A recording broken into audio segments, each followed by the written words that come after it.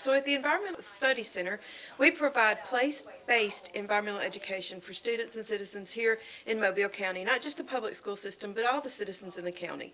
So what we strive to do is provide high-quality, standards-based environmental education to our students to sort of supplement what the teachers are doing in the classroom. So this is part of our Coastal Ecology 1 program, and so what we do here is it's kind of biology based, and so we like to go outside, we talk about wetlands, plants, habitats, kind of give a little, information about where animals live, and all the animals that are native to this area. We like to talk about the place that they live out in the wild, and then we kind of come in and we look around in this classroom, and we're able to see some animals up close, and talk about some things, get some stuff out, let them see it, and just kind of, learn a little bit more about the animals that live in this area, the native animals in our environment.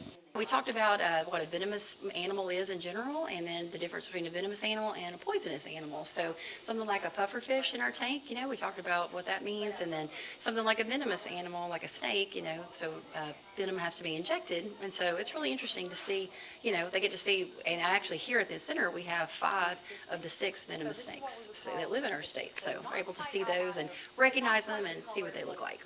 We just kind of had a little joke earlier about what their favorite was versus my favorite. So everybody likes to see the possum, and they, even though she is kind of a little cross-eyed, they think it's kind of fun and they like to look at her. And to me, it's a little scary because it has more teeth than any other animal that's in this room. But they really like the possum, and then the snake is always a big hit too. So everyone always likes to see, the snake, and then, maybe touch the snake at the end, maybe not, just kind of depends on how brave they are. One of our displays is a bearded dragon that is not native to this area. It was a pet that someone had abandoned at one time, and so we're able to talk about how it's important as adults to make good decisions when trying to select a pet, and reptiles can make good pets, but if you're going to be a responsible pet owner, then you make sure you take care of that pet. So that's how we ended up with the bearded dragon, which is a great conversation and a good way to work in, better decisions for pets.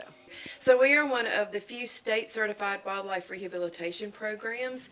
We are only able to service marsupials, reptiles, and birds because of the way the state rules are, but we do provide rehabilitation for these animals. We specialize in birds, specifically birds of prey. So when someone brings an injured animal in, we do have the ability to provide that triage, and we can take care of it until we can get it healthy. And once we do, which is our ultimate goal, we put it back out in the environment.